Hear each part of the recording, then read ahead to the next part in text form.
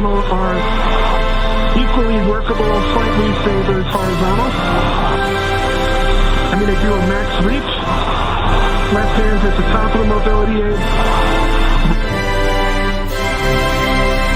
At the midpoint, you have good video.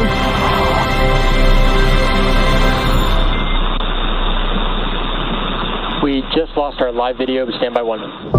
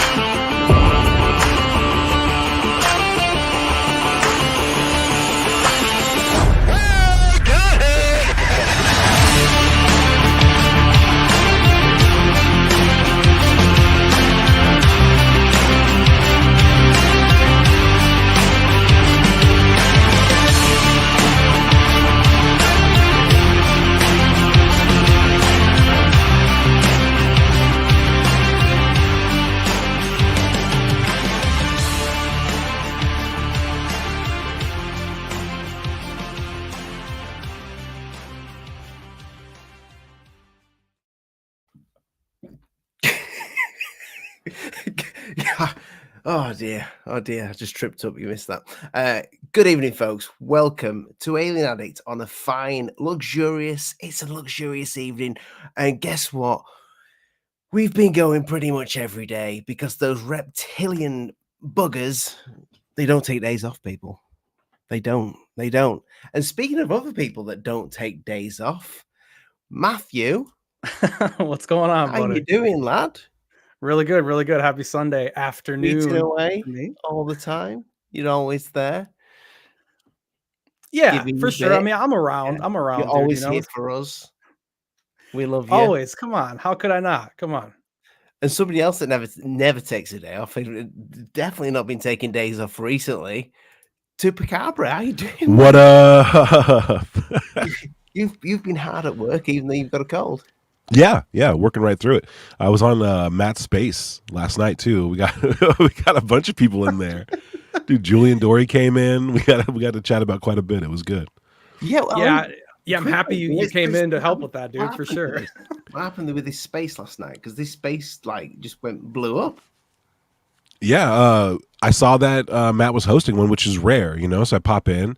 There's like 3 people in there. So I tweeted out like we were rescuing people's pets, and then a lot of people came in, and then Julian popped in, and he had just announced that he recorded with Lou Elizondo that morning, and so we got a chance to recap and talk about some pretty serious stuff. It was great. Yeah, I just wish we had it recorded, right? Jeez. I know, isn't that crazy? Every time I accidentally hit record, or I forget to hit record, something fun always happens in the space. And then I always tell myself I'm gonna hit up Twitter and get my data, and then I'll be able to find it in there. But I never do. It. Are you telling me in all of UFO Twitter, no one recorded that? No one is a stretch. I would imagine that there are people out there recording. I've heard about people recording these spaces. Yeah, I think there was Elizondo. Say that again. That's Lou Elizondo.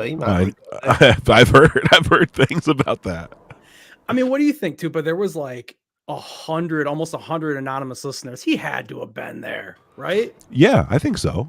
And I also think spaces are glitching to where it's not showing you all the listeners, and it's overcounting the anonymous ones. So I think in reality there was on average there's 100 room space. There might be 20 anonymous listeners, but for some reason right now it's showing anyone that you can't see on the screen, so it could be 100 or more. So okay, I get it. So but you're the space master, bro. I gotta ask you. Dude, it's been evolving. The glitches have been evolving, right? And so it's good to keep an eye on it and know what's kind of going on. But yeah, I think that it would be far-fetched at this point to believe that Lou has not heard that space, because he had just interviewed with Julian Dory. And so, he would, of course, if I was just on Julian Dory, I saw he was in his, I'd pop in there, like, okay, what's going on over there? And we all know that, there's a lot of people out in the community that listen for Lou and inform him about what's going on in the community too. So if he wasn't listening live, he probably heard it later. So this is a 3-hour podcast he did with Lou. Yeah, like 3.5. And Julian wants another round. He wants to go again. But from the clips I've seen, it looked like it was a great conversation. You never really get Lou Elizondo like off the cuff, sit down, long form interview. And I think this new book rollout really has him stretching out his horizons. Did you see his interview with Whitley Strieber? Wait, are you talking about Danny Jones? Oh, Danny, I get them both mixed up. They honestly, they would love that because they're the best of friends, dude. Those are close dudes, and so they would love that we get it mixed up because I do the same every once in a while. They are. That's why I get them mixed up because I know they've mentioned that they are friends. Yeah. Julian and Danny, they're the guys that had Ashton on art. Yeah, that's right. Yeah. Yeah. I remember. Yeah. Yeah. I mean.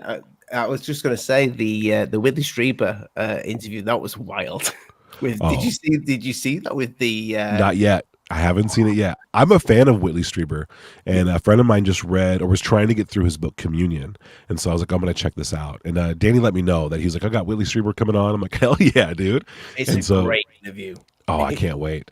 I'm looking forward to the Michael P. Masters one. I think he might have let that slide too. There's going to be some good stuff. And Julian Dory, after hooking up with Lou, is kind of like might be into the UFO game now because he's like, oh, I want to get Jacques Vallée and Hal Puthoff. I'm like, okay, the two like pillars of ufology right now. Let's go.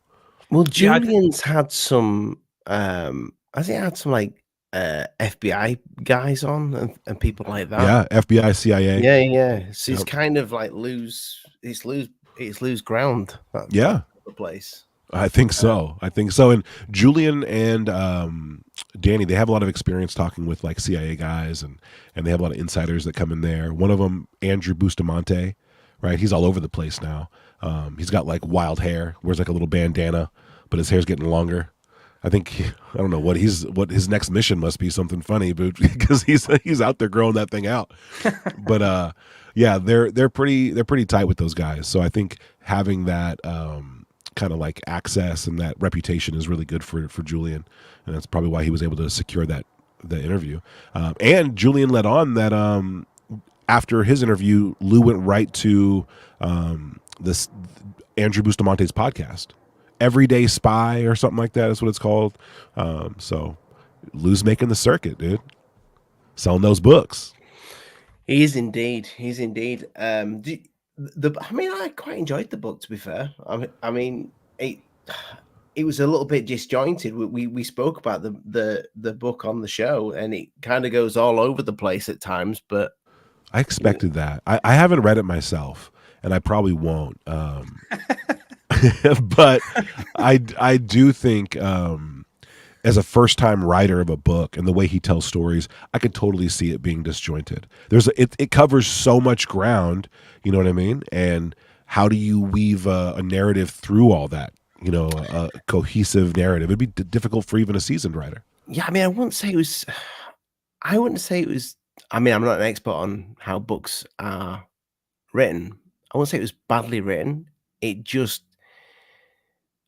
It's the way it jumped around different timelines that for a book, my brain just couldn't get that. It's almost like it needs not just chapters, but different like sections. Yeah. Well, I will take a look at it at some point, or I'll listen to it, and I'll be able to give it a solid review. But I love hearing about it from other people. Yeah, I mean, I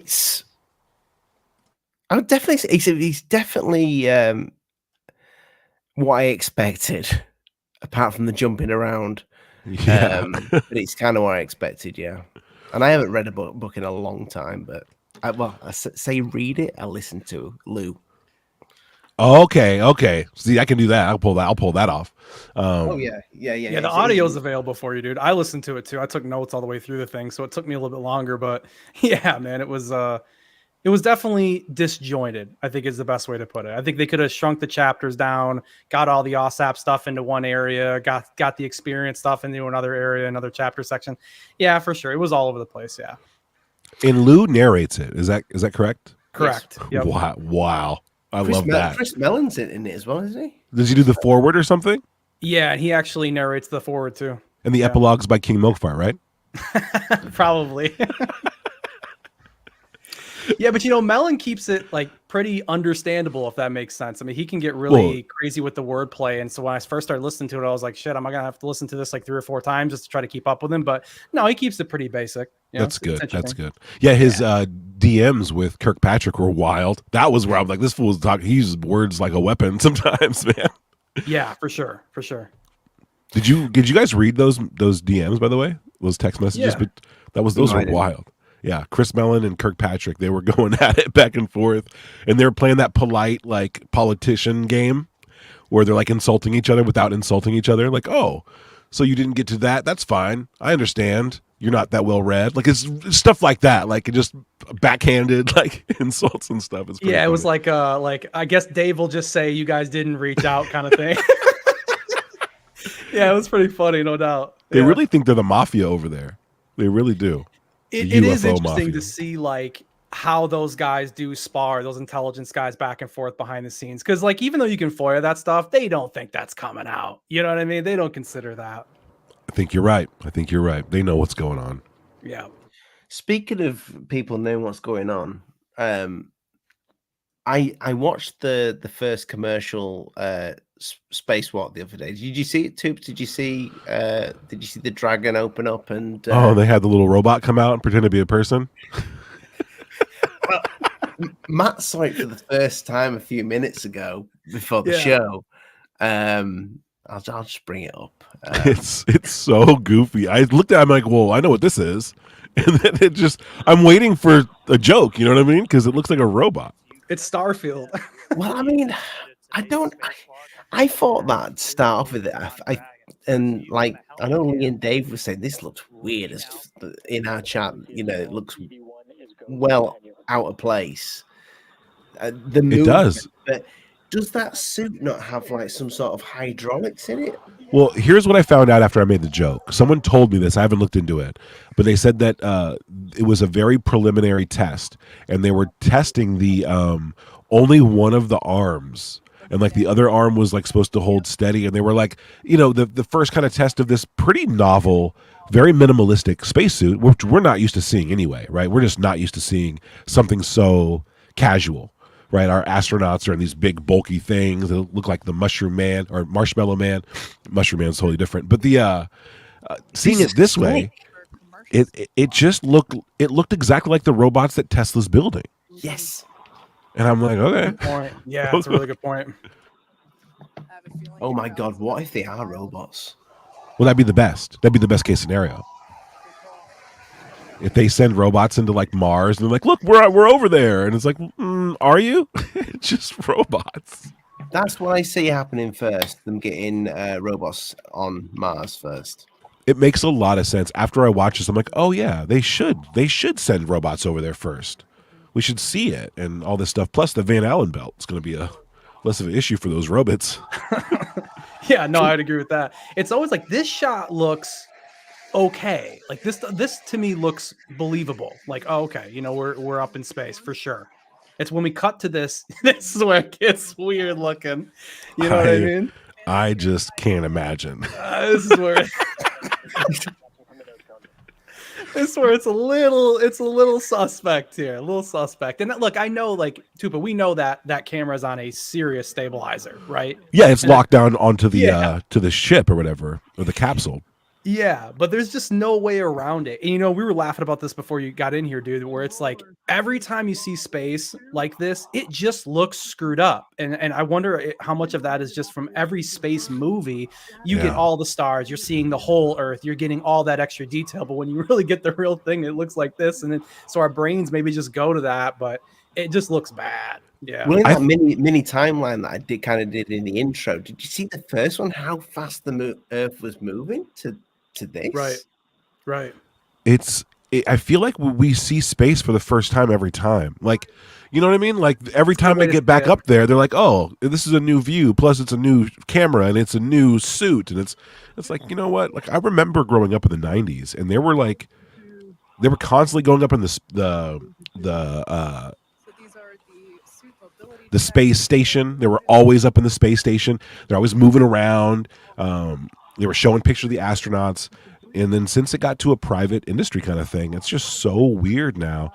And, you know, I got to be honest, like, I'm not so much of a moon landing conspiracist. Like, I just don't put a lot of weight into it. But there is something very strange about space that I don't think they really let on.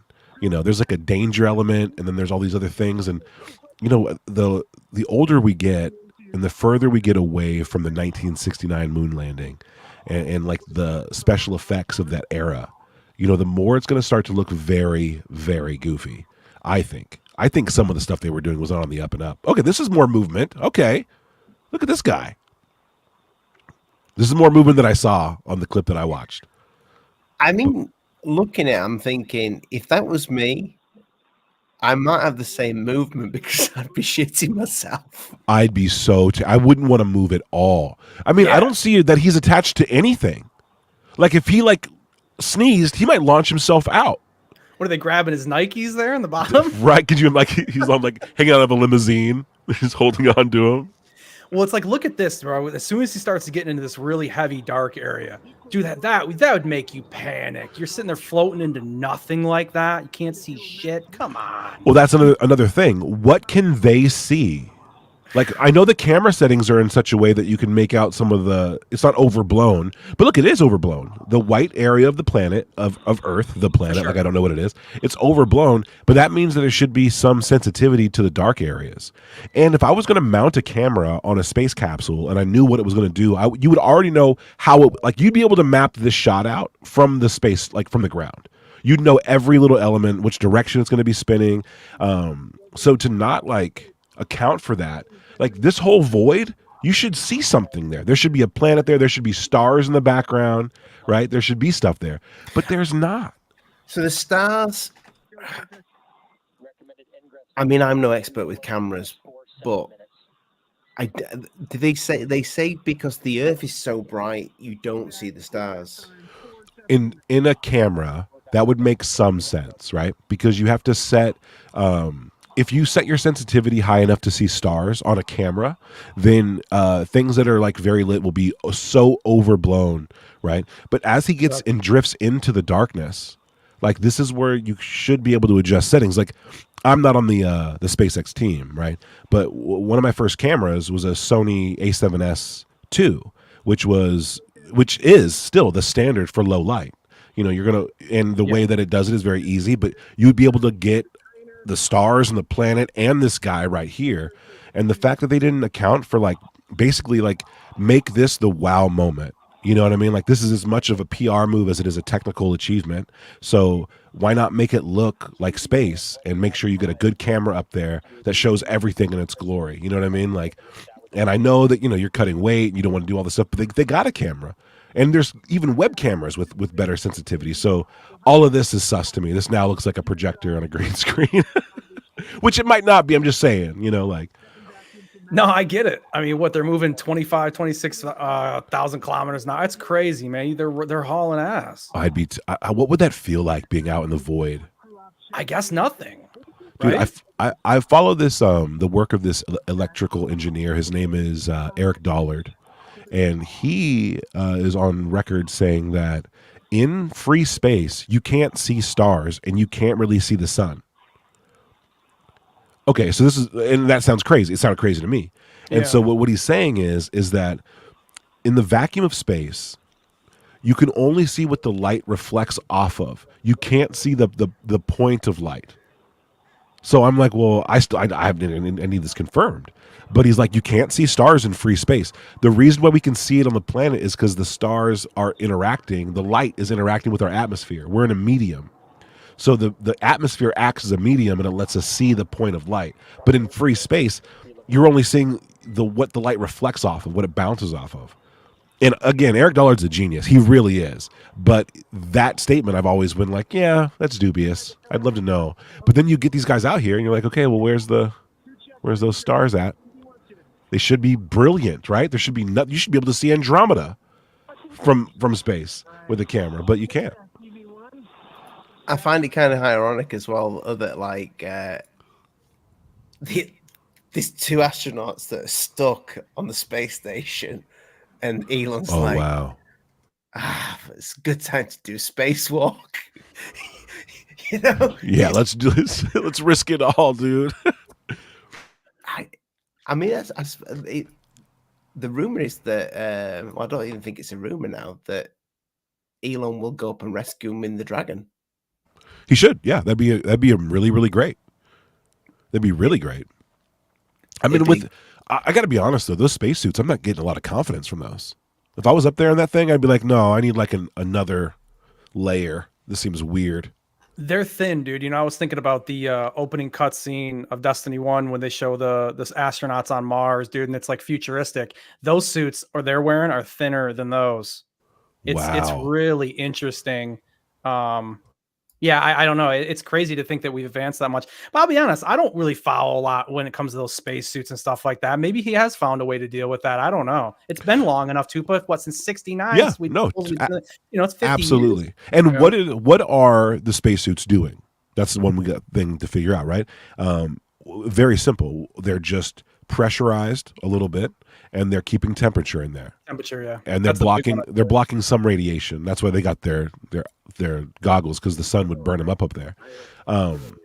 But did you ever see Virgin Galactic? They held a competition like 20 years ago, it feels like now, where they were trying to get people to create and design reusable space shuttles, because they were going to use it for their space flights. And so they held this contest, and the winner of it it's an amazing design. I don't know if you guys have seen this, but the tail bends. So as it comes back into the atmosphere, instead of burning through the atmosphere with friction, it bends in half like an L shape, and then it falls like a feather. So instead of like forcefully burning through the atmosphere, it kind of drifts down. Very interesting. But the prototype was made out of wood and fiberglass and canvas. Okay, so they put a guy in like a regular flight suit, and then they just gave him oxygen, and they had him, fly up there. And so it basically piggybacks on an airplane, and then it shoots off the airplane up into the atmosphere in this very tiny little rocket for the prototype. But the pilot made it up there, and he was like throwing M&Ms around, and it was like, wait, because doesn't look like it's all airtight and stuff, And I realized, oh shit, like maybe to get to the moon, you need something very, very secure, right? You need to be locked in. You don't want anything to happen. But if you're just going up, you're kind of good to go. As long as you have some air, some pressure, and your temperature can maintain. You won't freeze or get sucked into the vacuum. Well, you know who's over at Virgin Galactic now, don't you? No, who's over there? Stephen Justice. No way. Really? Yep. Vice president. Yep. Vice president of a section of that development program. Yeah. And was Steve Justice involved in TTSA? Bingo. Oh, Yep. wow. Yep. Okay. Yeah, I was wondering where he was going, man, or where he's been, and I didn't know that. I mean, that account, I guess, is pretty big. I mean, they got like 500,000 followers, something like that. I mean, Virgin, obviously, people know it; it's a big deal. But I didn't realize that that's where he went. I'd love to talk to him, dude. Oh my goodness. Yeah. Now this is a proper spacewalk. Look at this guy. But yeah, this is the first American one. The one you just saw before that was the very first one, the Russian one. See, look at this planet. You can see the atmosphere. You can make out the clouds. You can still see this dude. It's almost as if the camera's you can see the shadow of the camera. Awesome. Yeah, you can. Yeah, it looks closer though than the other one, right? Other shot. Closer to the planet. I feel like they're closer. Like they're closer to Earth than they were in the SpaceX shot. That could be the angle. Like it could be angled more. What? Oh, someone's glove just drifting out. Okay, you lost your glove, bud. There it is. Now we're gonna find that glove on Mars, and we're gonna think it's aliens. Even more real. Chuck a glove out, okay? Chuck a glove. You guys ever see the fake ones they put out? The fake spacewalks? Yes. No, I haven't seen They played them on TV and stuff, and people thought they were watching a real spacewalk. And it's like the worst. It's the worst. special effects. Again, at the time, the kids didn't know what they were seeing, and I feel like they just they accidentally forgot to clarify before they aired it that this wasn't a real spacewalk, and then so people watch like, oh, okay. But if you see it, you're like, oh, here, yeah, watch this. Okay. Wow.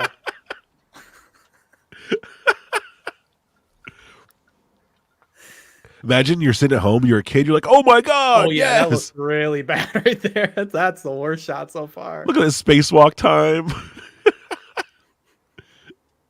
It's just hanging there. You can almost see the strings, dude. There's gravity on that rope. Oh, 100%. Yeah. For anybody that's just joined us now, we've already addressed that this is fake. This is SpaceX's first spacewalk. But they got away with a lot of stuff back then. A lot of stuff. Very curious about outer space. A lot of people doubting it, and I think that it's rightfully so. Rightfully so. Why did we wait? How many years has it been since we've been to the moon? 40, 60, yeah. Something like that. It's like, what the hell's going on? That's one of the reasons why I believe in a secret space program. I agree with you. I mean, I get that it's a big deal for SpaceX to do their spacewalk and all that stuff like that, but they're always NASA. Everybody is always so overjoyed by being in low atmosphere or whatever. They're always so overjoyed by this. It's like, we went to the moon supposedly 50 some years ago. Why are we not further? It's weird. Yeah. And why are we building things out in space? Like, there should be factories out there, like building stuff in like 0G. You pull, like, imagine 3D printing in 0G. But this is, I wanted to bring this up here because you've got this tech here outside the International Space Station, and this seemed like they were making some kind of like some groundwork, and it's just paused. The whole space program just seems to have just paused. It's very bizarre, dude. And have you seen the clips of the modern NASA like officials talking about how we can't get back to the moon because we destroyed the technology and we destroyed the tapes? Like, yes. What? And then when it comes down to the original tapes of the moon landing and stuff, that those were accidentally recorded over. Like, you got to be kidding me. Like, it's an achievement for all mankind. It's not like, you know what I mean? You climbed a mountain or something. Like, this is very different. This should have been right after, like, they recorded them. They should have been kept into the most secure place ever. And they're just like, oh man, no, we recorded over them for Space Jam. Well, okay. Didn't we give somebody a moon rock that turned out to be wood or something like that? That sounds right. I don't know about that story, but that sounds right. One of the presidents or something? Yeah, I think so. We gave somebody a fake moon rock, dude. We didn't want to part with it. Damn. What if it was real and there's wood up there? Could be. Ask John Leary. He's going to tell you there's whole cities up there. 2 billion people. Yeah. How wild would it be, though, if, I don't know, let's just say 2 years' time, Elon Musk says, remember the spacewalk that you saw? And he's up on stage. This is what you saw. And he brings on the robots. And those were the prototypes in the space shuttle. And they weren't men. That would be a stand-up moment. It really would be. Those robots could do everything that we just saw that guy do in a spacesuit. Those robots can do more. And they look the same, too. They probably be more fluid. The robots might be more lifelike.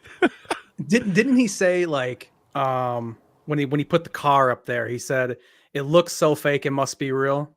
Yeah, it looks super fake. Yes. Yeah. It was one of the fakest things I've ever seen. It was weird. It was like the first Tesla Roadster, and a robot or a stuffed suit was in it. And it was like, what is going on? What is going on, dude? Like, there should be multi-camera setups. It should be very, very clear.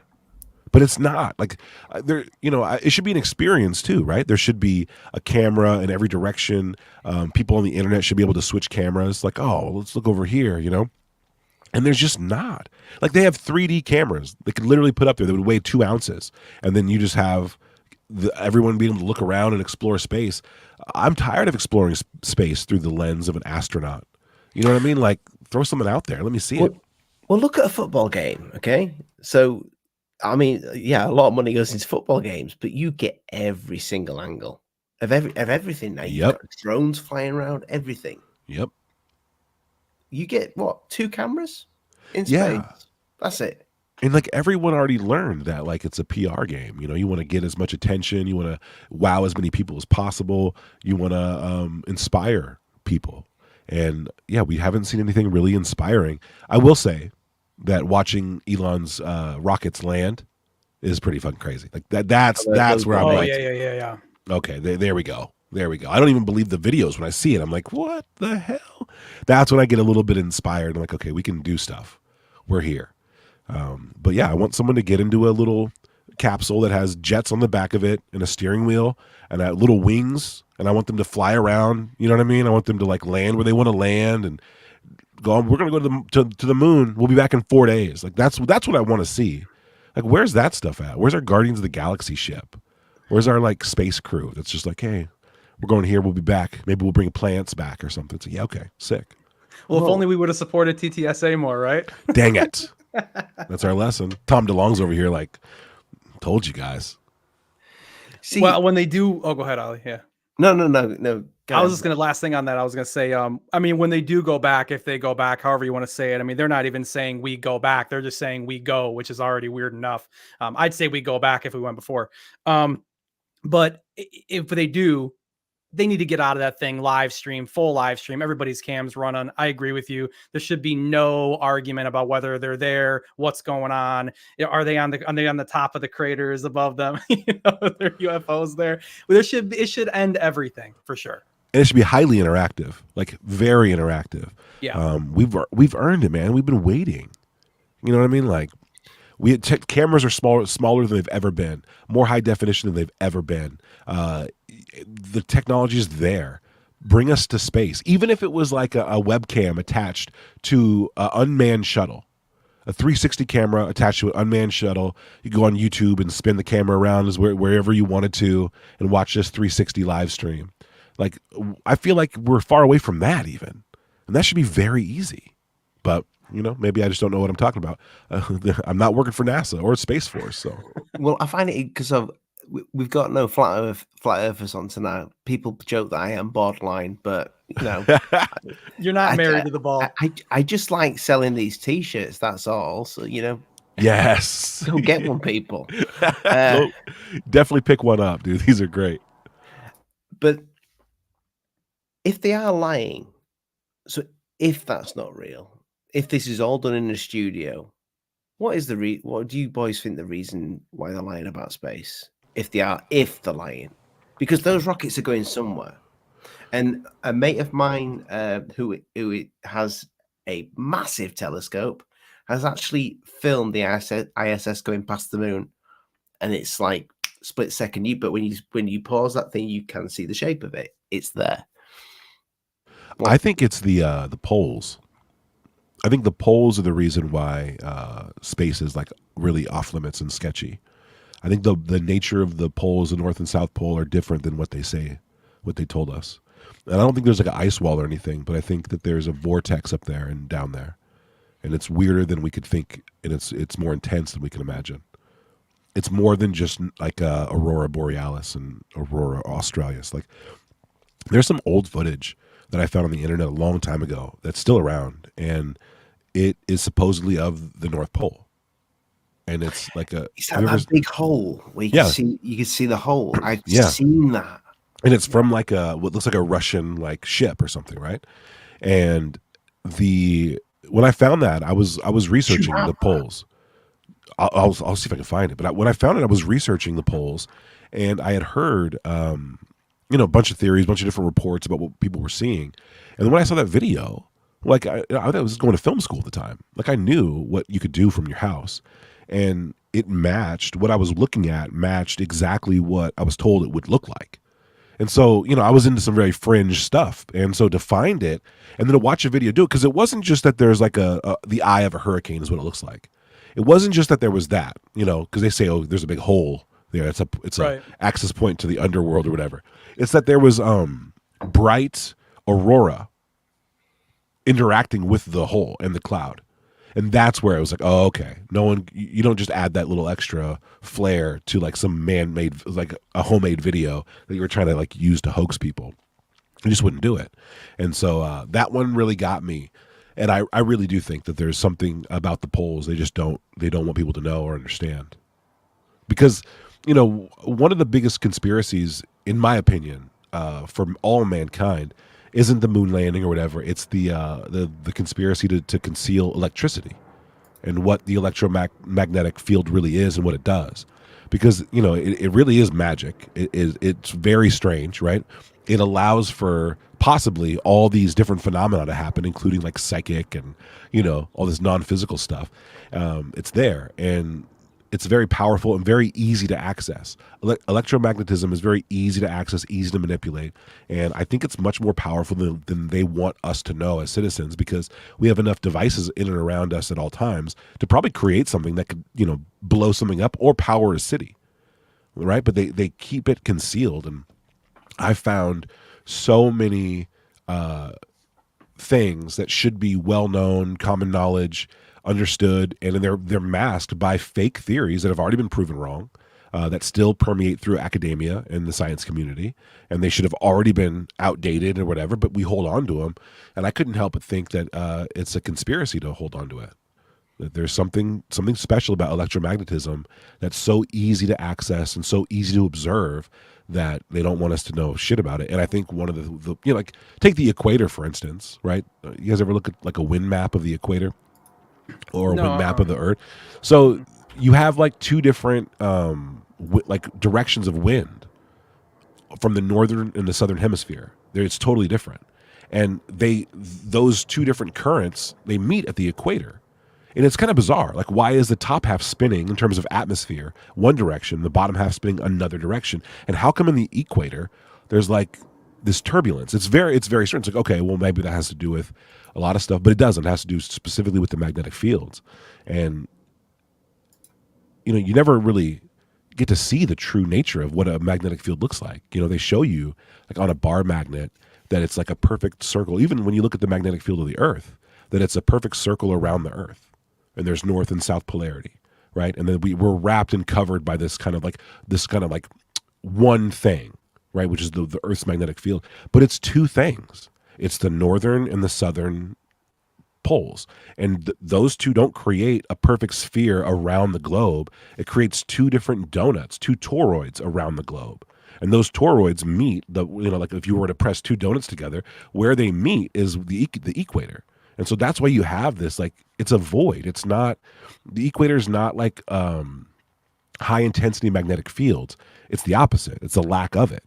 And so there's a void in the middle of our magnetic field around the equator, the same way with everything else. So the galaxy is the same way. That's why all the matter settles in what they call the galactic plane, right? That it's all in one disk, and that's because everything above it gets thrown way up and then cycled back through the center, and everything below that galactic disk gets thrown below it and then cycled up through the center.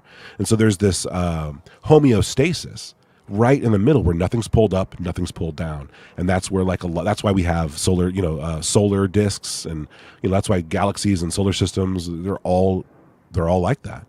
It's because there's a very high magnetic field above and below, and that's what constitutes every magnetic field. So they don't tell you that, which is a strange thing. Like, every time they model the magnetic field for us, they show you a lie, and they leave out this very important aspect of it.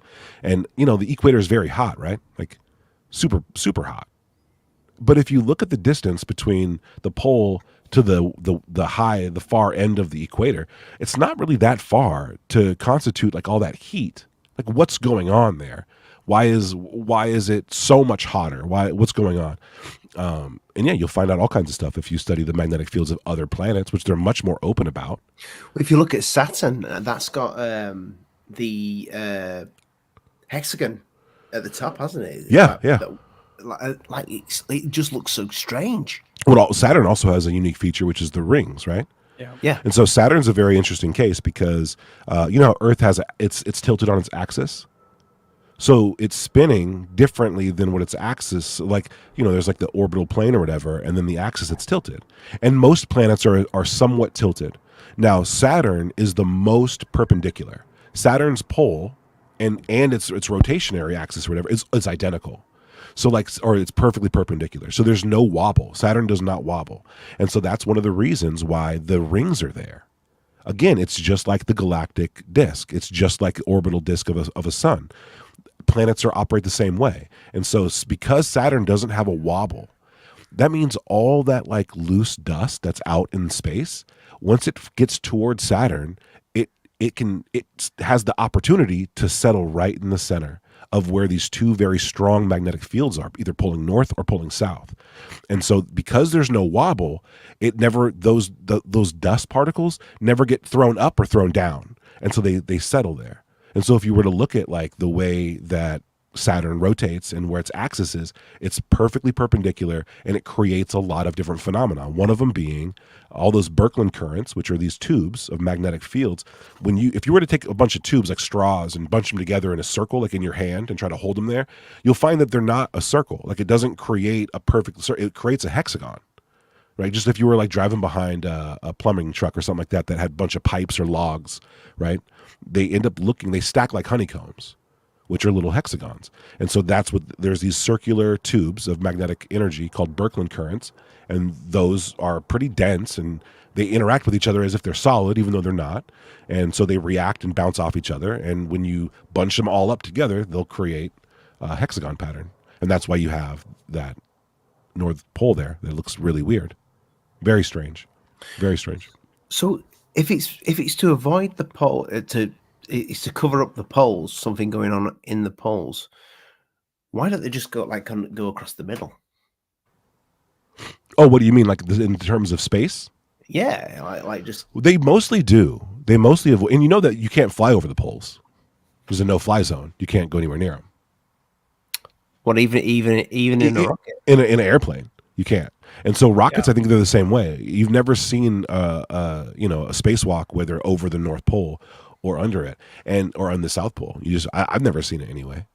And regardless of the conspiracy, the fact is that's the most intense places for the electromagnetic field, right? So if there was going to be interference, or there was going to be damage or a risk for your technology to withstand any kind of strange activity with the magnetic field, it would happen at the poles. That's the most intense place that it is. That's why we get the northern lights and the southern lights or whatever. So if I was going to, send out astronauts, I would not send them anywhere near the pole. I just wouldn't. Because if there's going to be an anomaly or some kind of accident or interference. Yep. But yeah, you might run into a bell. The bells are allowed to fly wherever they want. Those can. Well, apparently they don't fly. The bell was not to fly. The bell was something to do with time. I've heard this. And I love it. Yeah, I love apparently that thing did not fly. But who knows? Matt, why do you think they're covering up space? Or if they are covering up, why do you think they're being shady? I mean, I guess I would come with a more simpler view of it. Probably just for the money, moving money around at that point. Same idea with why a lot of people think that the aliens and everything that's going on with UFOs is all just a cover to move money and to get more money out of these programs and stuff. And it seems to make sense. I know Dave was talking about that. I like Dave's take on it. That was I don't know, maybe a month ago. Dave's getting a couple of these NASA buddies on. We've had them on before, but we're going to get them on the podcast in the next few weeks. So that's going to be a wild one. Yeah, they're just like the development, because they still do develop like cool stuff through NASA that we implement into our everyday lives and stuff. So you could say that. And it's also just a show of force, a show of power. I mean, that was what was all about going to the moon to begin with. It was a show who had the better program, show who was the top dog in the world. So yeah, probably something like that if it wasn't going on. Yeah. See, I'm for two UFO guys, I'm so surprised that you've not said it's obvious to cover up the alien mothership. I mean, look, it could, it could, but I don't know. Over the years, I still, I've always said, I think the phenomena being just aliens or aliens being a part of it is still not at the top of the list. I mean, maybe 5-6 years ago, if you'd asked me that, I'd have said, well, because they don't want you to see the stuff that's on the moon, the spaceship stuff. I get it. But I don't know, the more you look into this stuff and the more you see technology like AI and stuff advance, I just am not sold that would be the sole reason, right? What do you think, Tupa? I think the sole reason is that the Well, it's Well, 500 people watching, so okay, wherever we can't look, right? There's a reason why, right? So I think throwing everything at that idea like is a good idea, because we should be able to scan for everything. We should be able to, like, consider all the possibilities and then take a look and investigate thoroughly. But yeah, I'm with Matt on this one. The further we get down the road, the more specific some of these conspiracies seem to like be, the more like form that's around them, and the less that you could just throw the alien answer at it. You know what I mean? There's and since we don't really know what aliens are, what they want, how, what form they take and how they travel. Yeah, you got to go. I think for me, I like to round out the big stuff and then kind of dive in. Because if they're using some form of electromagnetic technology, or electrogravitics, let's say, right? I mean, it's a very intense topic now, right? Like, we should round the science out. Speaking of which, I found the video of the vortex on the North Pole. I popped it down on the bottom. Let's give this a whirl. So yeah, this is what I saw. I've never seen that video. That's pretty cool. Isn't this crazy? Yeah. So when I first saw it, it must have been like 2014 or something. And again, like, I was just like trying to math it out. What am I looking at? How long would this take to make? Just as a person, how long would this take to make?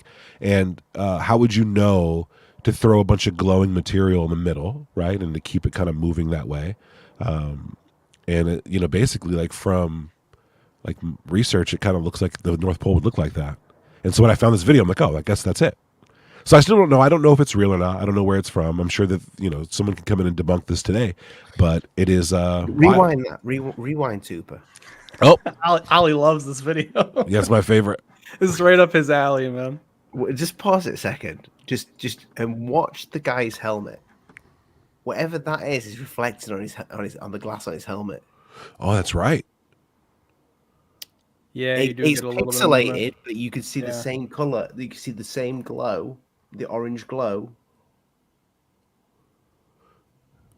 I don't know if that's a helmet. Is that a helmet? It looks like a modern helmet, but this could all just be part of the window, and that could be part of another thing. But you can see the orange glow, can't you? It could reflect. You could see that off the glass if it was just reflecting off the glass anyway, though. You could see it. But isn't this a trip? Like, the detail in this area, the middle, the fluidity, the motion, the energy, the cyclone of the clouds. Like, when this video came out, I'm trying to remember when it dropped. It definitely wasn't 2 years ago. We're talking like at least 10 years old. This thing is. How many views did that have, Tupa? 429. Oh, I thought I said 4 million or something. I was like, what? It'd be amazing. It'd be amazing. What is that? Like, no way. You're gonna have to send us this, Tubes. I will, and I'll try to find the first uploaded version, because again, it's old, and people, when they found it, they started reposting it. Like, people are like, "Oh, what is this?" It's pretty convincing, and again, it shows you what some theorists believe is happening at the poles. Now, the question would be, why would they hide that from you? Why wouldn't they just come out and be like, "Oh yeah, that's what's going on," And for me, it's like, the only thing I can come to is that there's a certain element of nature they want to keep from people, because the difference between where we're at now, just as a modern person, everyday average person, the intelligence we have now, the technology we have available to us now, the leap from that to like what would be probably considered futuristic tech, or even like psychic kind of like metaphysics, is very tiny. And when you look into electricity and the history of it, it gets very fascinating. Like, it gets very weird. In 1850, all the way on, like, they started to hide stuff. And that's why you have all these like old cathedrals and old buildings that look like they were harnessing some kind of like electrical energy with the very structure of them. The design of them almost looks like it's meant to take advantage of or harness some type of ether or something. And there's all these theories about an older world that was part of the newer world. I don't know if you guys have heard of like Tartaria or the mud flood theories, but this is one of those conspiracies that really cracks open a bunch of things because we don't really know. We think, as citizens, we think we understand history pretty clearly, but you start to really dive in and you find out like history and our view of history is one of the most controlled aspects of our society. Like it's hyper controlled. So I just got a This is DM not from what Mick I West thought. and said this is from a video game effect from the 90s. damn it. Did he? No. Oh, I thought he did. Okay, that's great. No. That's so funny. I just got a text from the DOD. They told me to stop playing this. I've got the stock footage right here. This is not the one that I remember seeing though, Tupa. Really? No, I did see one similar to this, but it was just a black hole. They were going past Antarctica. Oh, I've seen that. It looks like just a black hole in the ice.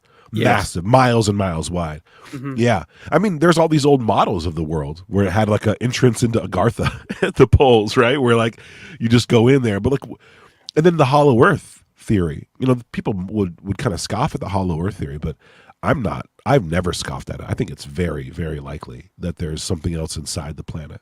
Well, Admiral Byrd was all in on that. Well, yeah, he went down there, and what did his son report that there was all this UFO activity down there, and I think there's something to it, guys. I really, really do. Like, imagine if there was imagine if the nature of the planet and the universe and the interactions between the two were very different than what we're told. They would be able to hide so much stuff from us that was right there at the tip of our tongue. We could probably reach out and touch it. But because we don't even know it's possible, we would never try. Like we're like in like a cage of invisible like bars. Like there's no bars there, but we think there is. So we just don't push out beyond it. And it's videos like this and theories like that are kind of fringe that really I think tap into that. Like they break us free from that cage. You see, this is why I like the flat Earth community. I'm not a flat earther myself, but I like the community because they just want to know what's in past Antarctica. Yeah. Yeah. And, here's another thing. Like the reason why flat earthers have a point, right? Which they do have a point. I'm not a flat earther, but they have a point because we've been lied to about everything. We've been lied to about the planet. We've been lied to about the way the magnetic fields. We've been lied to about the universe. Like we've been lied to. They don't show us real pictures of the Earth. They're always photoshopped, right? They're always like something's going on. All right. There's all these photoshopped areas of Antarctica and the North Pole. You can't fly over there. So for me, I'm like, if you can't see it, if we can't see it, like a live stream we can't fast forward through one. Pass over the both poles, then we should absolutely have communities that are calling the bluff of this stuff. We should. And so that's why I support anyone asking bigger questions. Although I do think that at a certain point, the flat earthers, they paint themselves in a corner and they're so rebellious. It's almost like the only thing they have to fall back on is their rebelliousness. Like it's not a globe. And they're like, okay, that's live it up. But yeah, there's for me, like you look at the experiments from like Christian Birkeland, probably in like 18 something or 1905 or something like that. Like they're proving that everything is spherical, right? He used to do these experiments with metal, like steel balls in a vacuum chamber, and he would like fill it with gas and then he would electrify it, and it would create plasma around the metallic ball. And the hyper areas of focus where the plasma was forming was identical to what we see like on other planets and on our own, as far as like the northern lights, southern lights, and stuff like that. That's Christian Birkeland is the guy who discovered Birkeland currents, by the way. Never talked about, but super, super pivotal in electrical engineering. Well, I do think this here, it's so much like the one I remember seeing, but there was no fire in the middle. I mean, how wild would it be if that thing in the middle of Earth just every so often just fires up? If anybody can find, and we've got over 600 people watching live now across 3 platforms, so send us it if anybody can find the other one. Of the because the one when they go past the hole, it's a kind of very clear footage, and they cut the feed. Does it look like it's like a helicopter shot, right? Kind of moving horizontally. Is that think what so, you're talking yeah. about? Yeah. I think we've seen the same one. It was a while ago though. That's This was wild cool to me. though. This is whether it's real or fake. This is cool. Yeah, Regardless. if it's a fake, it's obviously well made. Yeah. But I'll say this is like what Sean Cahill said about MH370, those videos. Shout out to Red Panda Koala for asking him this question. He asked him like, what do you think of it? And Sean Cahill said, well, I can't say if it's real or not, but if it's a fake, then whoever faked it knew a lot of stuff they probably shouldn't have known. Stuff that matches up with like DIRDs and like, some really high top level security stuff. So I'll say the same thing about this. If this is a fake, whoever faked it knew some things about what was theorized, not only through electromagnetics, but like just the nature of a magnetic vortex like this. Well, you mentioned the electromagnetic pulse, and one thing that we don't understand what ball lightning is. They have no idea what that thing is, and it's such a weird phenomena. It is very weird. I feel like it's a higher dimensional object. That's what I think it is. And then like its interaction with this place, there's an interference or like a type of distortion that happens. And like, but that's just one theory. I mean, there's a lot. I mean, because it behaves intelligently. A lot of reports back in the day of ball lightning, are of it behaving intelligently, flying around people's houses, circling around people, going through walls, moving through planes. Yeah. Yep. The Foo Fighters moving through planes, all kinds of stuff. Yep. So like, what is that? I mean, and it does very much resemble the ideas about these orbs. Shout out Lou Elizondo. So like. Hopefully the green ones, not the blue ones, right? I don't know, dude. That's one of the things too that even Julian Dory was like, one thing I was questioning him on was the orb story. That one I didn't really get. And I was like, yeah, because it sounds very weird, dude. Like, yeah, why didn't you record this? Those damn blue orbs. Those blue orbs. Those are the ones you need to watch out for. Speaking of orbs and things like that, so you've been hard at work on your UFO timeline. How long have you been actually doing that for, Tubes? How long have you actually... When did you start this? Oh, I think we've lost him. Oh, no, I'm here. Sorry about that. I was trying to cue it up. Okay, so I started toying around with something like a timeline, probably in... Just for our audience, just explain what you've done. 'Cause, like, some of them might not know, because we go on... we're a lot bigger now on Spotify and Apple Music than we are on YouTube. Hell yeah. I love seeing you guys grow, dude. So basically, when I got into UFOs through social media, I've always been into the topic, but when I got into it like socially, I found out that I was outgunned in a lot of ways. My curiosity, very high. My interest, my fascination, my imagination, very high. But my knowledge, very low. Like, you know what I mean? When it came down to names and events. And of course, we all know the hits. Play the hits. We all know them. But what about all these other things that are going on? And I got into Red Panda Koala's videos, and I found a community through Red Panda, actually. He just ended up being in this community I popped into. And I was like, what? And it was awesome. But I was like, talking to him and also watching a lot of Upright Citizens, the Unidentified Celebrity Review. Lou reviews his first iteration of the show, UCR. And those guys... Which was brilliant, by the way. It was great. He's going to... mark my words, they're going to bring that show back. And they absolutely should. They should. I'll take... I just think that they would knock Matt Ford out of the the sky. if they did Probably, that. yeah, probably. They were just a lot more genuine. They were a lot more personable. They were really good. It was a really good show, but they very knowledgeable group of guys and girls, right? Like it was very, very cool. And I just would watch it and be like, I don't know what the hell you're talking about. And so I was like, I need to make something. And Red Panda ended up actually like hitting me up. He's like, hey, is there someone should make like a map of UFO incidences? And I was like, okay, but like not like a map, like a geographic map, like a map, like a thought thing, you know, like something to map out all these things. And I'm like, you know what, that actually sounds like it would be a great way for me to get to know the topic.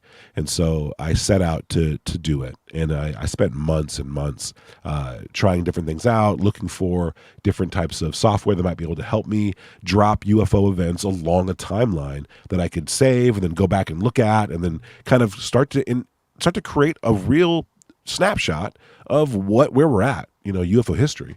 And so, unable to find the right kind of tech or software or anything that would do it, I just began to kind of rig it on my own using like, you know, random software. And I found it very rewarding. Instantly, I was like, oh, okay, this is Roswell. This is, you know, Rendlesham Forest. This is. I instantly was helping me out. And so over the last 3 years, I have it open every day. This kind of mock-up that I was building, and eventually I got it to turn into this. And so my mock-up is very primitive. It's not interactive, right? And I could never put it on the internet. It was just not there yet. And so I was like, I got to make a website out of this, and I'm going to try. But 2 years ago, I was either going to have to pay a lot to get the help, or I was going to have to learn how to code.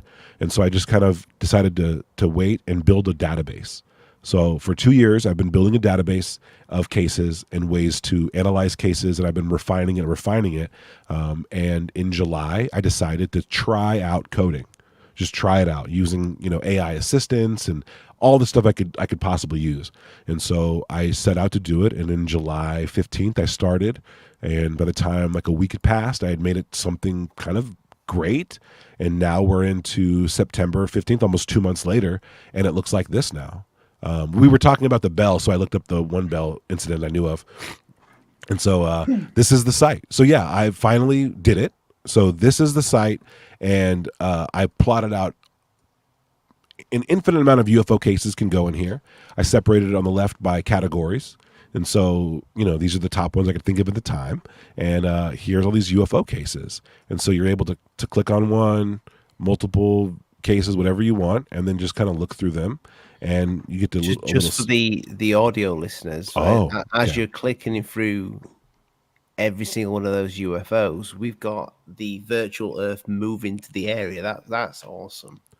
That actually, once I got that working, I finished building the site around the globe. It reminds me of XCOM, the game. Yeah. I mean, this is an aesthetic I really love, right? So everything's kind of like a purplish, pinkish kind of hue. But I like the idea of going onto a UFO website and it not being like really cheesy or like a GeoCities kind of site, like not 1990s, but still having some kind of retro flair. And I was able to really capture that in the globe. So I said, AI, will you make a globe that looks like it was from the movie Tron? I swear to God, that's what I said. And it goes, yeah. And it just pumped this out. And so from there, I was like, all right, so I need to incorporate in all of these cases the latitude and longitude of the event. And then once I did that, then I was able to get the site to read that. And now whenever I add a new case, it automatically plots on the globe. And you could zoom in and look at things and, you know, kind of like, you know, has a hover over. You can read it. You don't have to click on it. You can just kind of read them. And they're all color coded. So you know, like what kind of case it is, just at a glance. Sighting. Exactly. And, you know, you could turn these off. So I have categories on the left that correspond to these rows that go across horizontally. And at the bottom, there's the dates. And you could zoom in as far as you want. Now you could zoom into months. And you could zoom out all the way to where 2020 is on one end, and you can get like 1561 Nuremberg case on the other end. So hopefully the idea is that you'll be able to, all of UFO history from 1561 to now will be visible with just a glance. And so, yeah, the globe is functioning, and if you wanted to turn like a category off, like I have major events and like tech in here as well. If you want to turn those off and stick to just the UFOs, then those whole categories disappear from the globe, and they disappear from the donut chart. And now you know how many cases total you're looking at any given time, and you can just keep going, and you can really narrow down your search. So not only by the kind of category, you can narrow your search down by the date. You know, if you wanted to look up, you could. All of these are fields you could type in too. So if you were, Today is 19. Oh, I didn't even know that, Tupa. I didn't know you could even type in those. dude, look, if you want to like, okay, what happened in China? Boom, here's your That's Chinese cool. cases. Yeah. Yeah, I need to, when I launch the site, I'm gonna have to like throw a little like a Clippy kind of character in here who's like, Right, look yeah. at this. And this is cool. So the dates, you can go like 1950, and it gives you the year 1950, right? But if you type in 1950s, then it gives you the decade. And so you get the whole decade. I got to fix these little months down here. They're overlapping, but this is 10 years, you know? And so you'll be able to like, you know, very quickly be like, you know, what was going on in the 80s, and then just hit it. And then you're like, oh, this is going on in the 80s. And then the event name, you can search through that too. So if you know that Travis Walton case, and then boom, Travis Walton. So yeah, the idea is like to make it as quick and as easy to identify whatever you wanted to very quickly. You know and what I then- like too is the if I could point out, if I interrupt you, on the Yeah, bottom please. there. So the bottom left there, you get category, you get the CE scale. I know this is something new that you put in. I got a Yeah. little bit of behind the scenes here on this. I love that CE scale. That's so cool to be able to kind of get that layout there with it. The entity type, the craft, Yep. everything is right there for you. You don't have to go look out, or you know, it's right there. Right there. And I have at least 20 different pieces of data that I just haven't found a home for yet, which I think I personally love that. You know what I mean? Like, so yeah, there's a lot of data, and then you'll be able to upvote or downvote. You know what I mean? Does this, you know, do you need more of this or need less of this? Like, what's going on there? So I'm gonna incorporate a lot of feedback for users, and I think I'm gonna be able to make the biggest strides of the design through that. You know, a lot of people, a lot of eyes on this, the better. And then you also have like one of my favorite things. I think there's this case over here, Elizabeth Clare. You could deep dive, and now you get like the images that are associated with it, any kind of video associated with it. Oh wow. So, yeah, it's all right here. So you get to like really dive into the cases and kind of what made them tick. And you guys know I love videos and stuff. So I actually like even made a short little video for like the Battle of LA. You know, like really easy, but it's an explainer. And so this will like be a good place for all of my projects. And really, I want it to be, a really solid home base for people who are looking into the topic and don't want to go search through all the Google or DuckDuckGo or all the, you know what I mean, all the different stuff. It's just all right here. And so, yeah, very user friendly, very, I don't know, it's kind of one of a kind. After a certain point, I realized I was doing something no one had ever done, which kind of feels like you're in a spacewalk. You know what I mean? Like, okay, I guess I'm out here. What else do we need? And I just think of stuff, or I get good feedback, and then I just try to incorporate it. One of them being like this high contrast button. You know, it's all monochromatic, but if you wanted to see it under a different light, you just hit one button, and now you can maybe differentiate cases better. You can do, you can just see them a little bit better. They kind of pop out a little bit more. And I'll refine that too and add more different color schemes and stuff. So usability, readability, and like speed. You know what I mean? Like it's the best. Down here, these toggles really help things out too. So, right now we have 128 events listed in here and more to come. I think I want to launch with around 300. But if you wanted to just be like, okay, where are all the triangles at? So you just hit the button, and now the only thing left on the screen are the triangle cases. Same thing with saucers. Like, okay, show me the saucers. Now, here's all the saucers. You can narrow your search instantly. And like, what if you know about a case that there was a saucer involved and there was gray aliens? Well, you can just hit this. Now what's left on the screen is the events that fit both filters. Ooh. So you can really narrow down, find something really quick. I remember I was on a show with I think it was Game Tech. And he was like, that case in the 80s? And I was like, what was going on? And where was it? He's like, oh, it was in Texas in the 80s. So I was just like, oh, I knew immediately what he was talking about. But I was like, okay, so boom, 80s, Texas. I got one situation here. Cool, got it, right? And then there's, all different kinds of cases to be looked up, all different kinds of stuff. Crash Crash is a good one. Here you can see all the crashes. Like you can just kind of see them. So yeah, the search thing is really important. And then, this is something that Matt brought up. He goes, I want to be able to know what case I've already looked at. And that's why now they're circles and they stay on the screen until you collapse them. And so like if you wanted to go through a presentation, you're like, did you know that these were connected? You just have the presentation ready. You go from case to case and build it and be like, yeah, look how they're spread across time.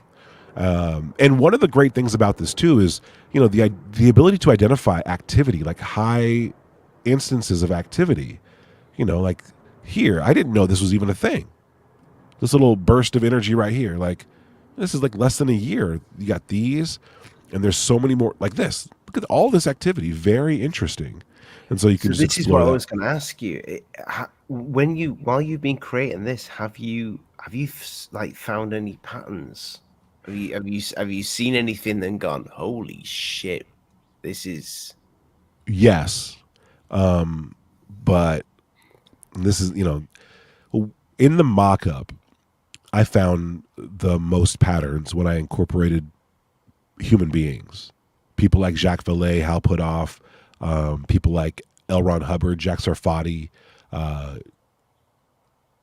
That's when I noticed, Edgar Mitchell, because their careers were like punctuated by these bigger moments. And so when I started to add, like, when do they release a book? When do they release a scientific study?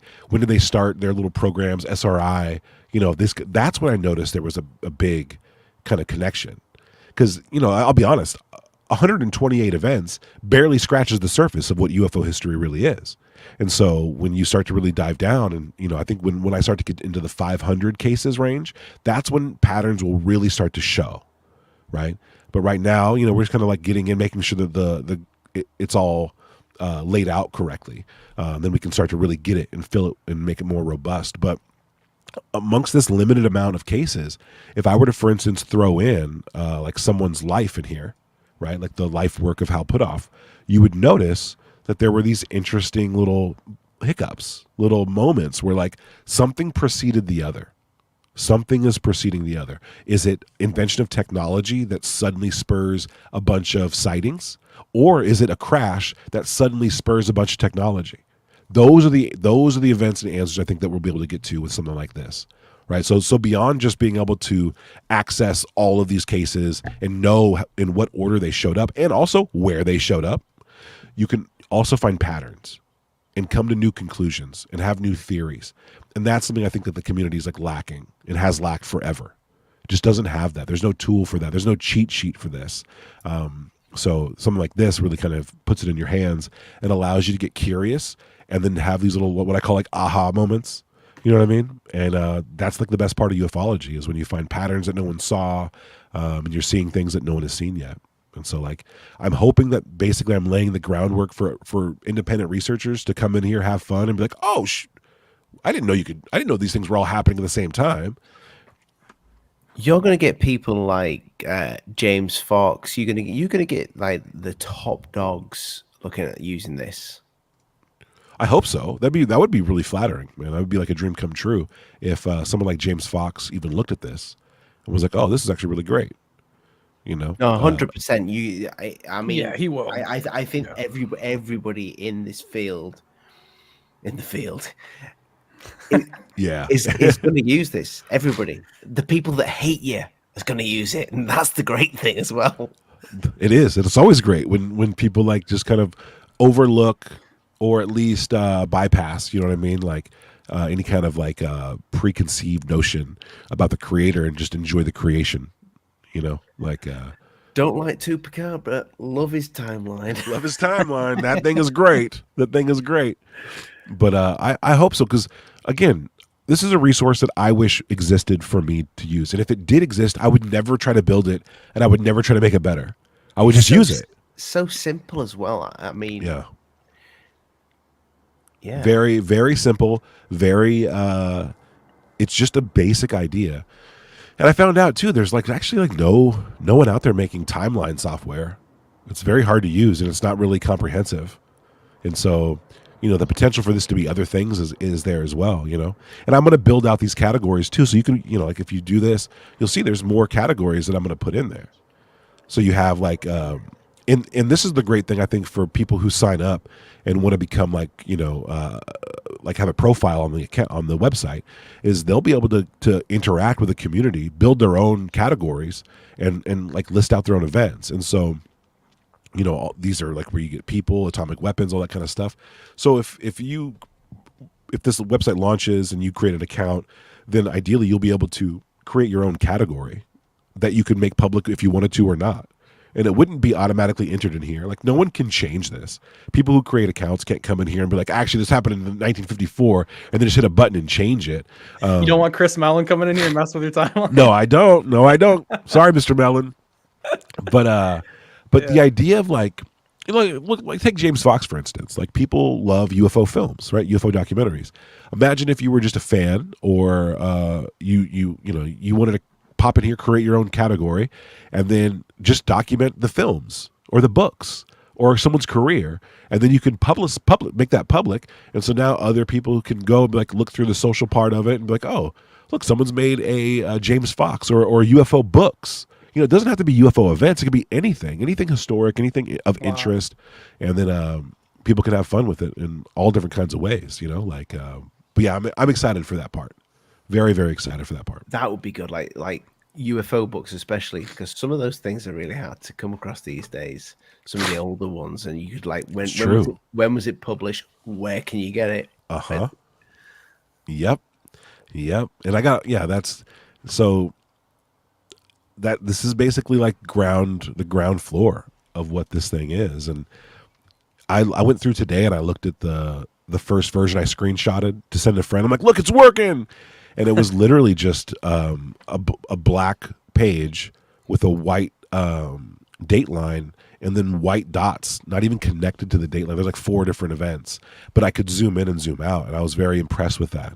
And so to look at that to what this is now is, I don't know. It's wild, man. I never thought I'd get this far. I just was like, oh, I'll build it until I can't. I'll go until I stop, until I hit a wall. And it's funny. In the last 2 months since I've started, coding AI has gotten even better. So I'm like able to try even newer things and do newer interesting things. But it's a blast, only because I think I'm making something that's kind of important to a field I really love, but also because I'm going to stretch my legs out as a creative person and like really try to do something new in a medium I've never tried before. Where like I made a cool website for like, my merch and my art and whatever, but that's like a drag and drop Squarespace, basic thing. Having to build the code and be like, oh, I want a feature. I want to be able to add a feature to this. Like what happens if I click on that? That was terrifying. Like I said, it's like a spacewalk, but then it starts to come around and it really starts to work. And it's like, oh, this is rewarding. It's legit software. Yeah. Yeah. It really, really is. And so, yeah, it's a lot of freedom, almost too much, for a creative person.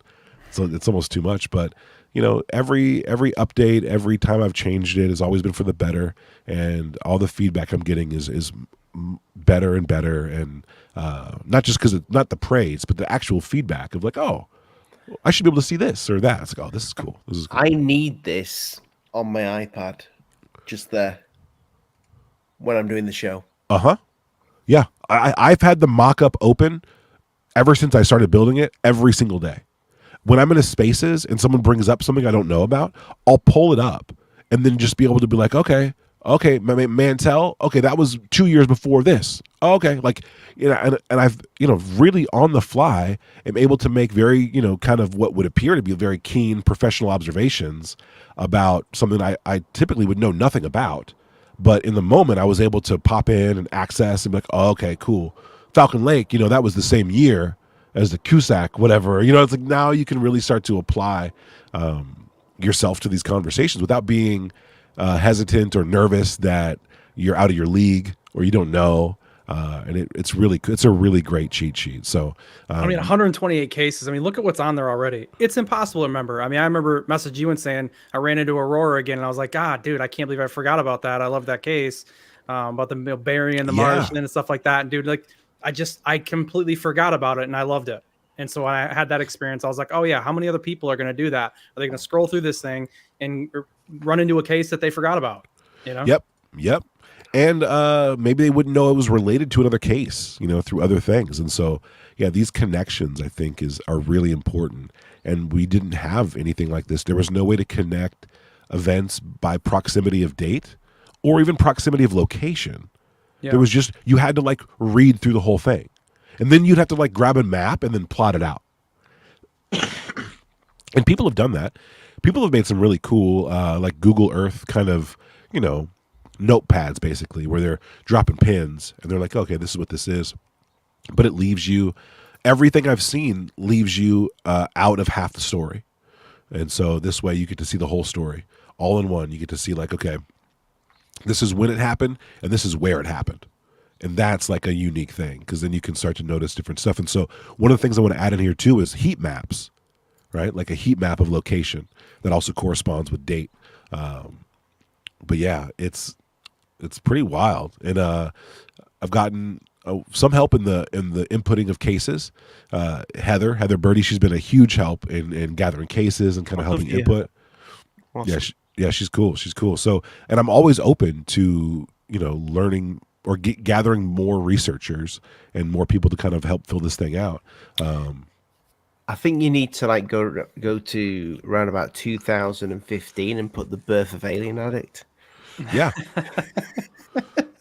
let's get it in there, dude. It's a busy year. What's going on over here? Oh, the Chilean Navy. Okay, November 2014, and the gimbal, January. Oh, in the gimbal and the with the Go Fast are the same day. Did you guys know that? Oh, wow. You said same day? Yeah, same day. I think it's the same thing. They just haven't confirmed it, but that's my guess. Okay. And then you have this event with Stephen Greer in Vero Beach. You ever hear about that? I mean, look, that video is amazing. That'll be cool too because you'll be able to go to deep dive and pop that up. You'll be able to see the video. Yeah, that's great. Yep. He's happy. Yes.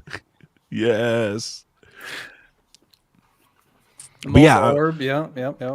If I could facilitate those eureka moments, and if someone could like basically like come discover a new theory and then present that theory using this website, like dream come true for me. Like it'd be really, really great. Because it's a bit of a novelty, but I'm hoping that I'm putting enough time and energy and care into it that it becomes a utility, not just a novelty. And not just for like people like us who are super, super into it, but maybe a gateway into the topic for a ton of people who would never know about it otherwise. And so like a lot of people, like they discover ufology through Twitter. That's happening a lot.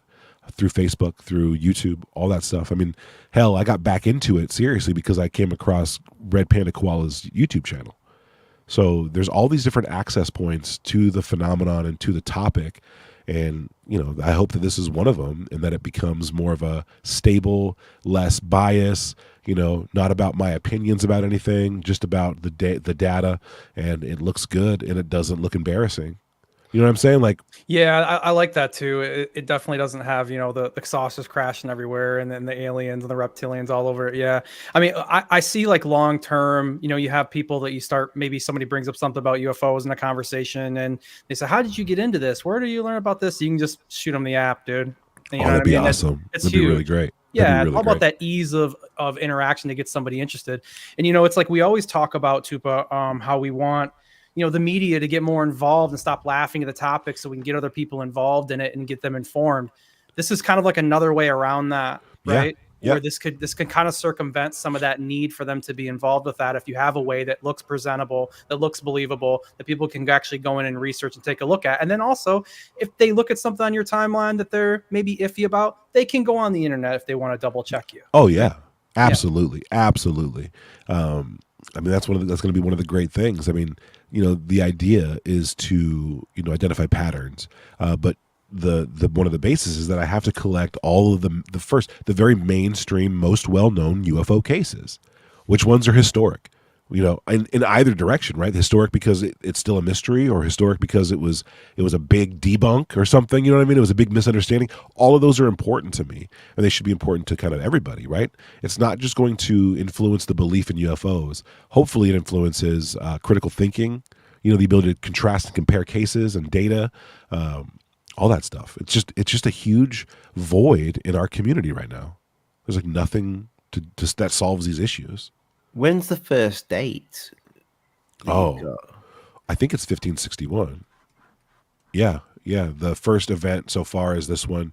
A lot of people are like, what about the 1314, thing? And like, and also Columbus, right? He saw like orbs on the way over here. I don't know if you guys know that, but like there's all different kinds. And so what I'm doing is looking for and identifying, different research specialists who specialize in different eras or in different types of things. There's experts out there on the black triangles, and experts out there on like prehistoric cases, and experts of like the 1800s had all these sightings. So, for me, identifying these guys, getting their research involved, getting their efforts involved, that's going to be a much easier road now that the machine is built. So I've always kind of like said that the flying saucer kind of died a death over time. The actual shape of the flying saucer. Sure. Does this prove me wrong, or does it kind of is there a high for flying saucers and then it kind of dims down? Yeah, it looks like it. I mean, look, you have all these cases here, and these are all saucers, right? And so they look like they begin around 1940, which makes sense. And then they go all the way over here, and then around they start to fizzle out.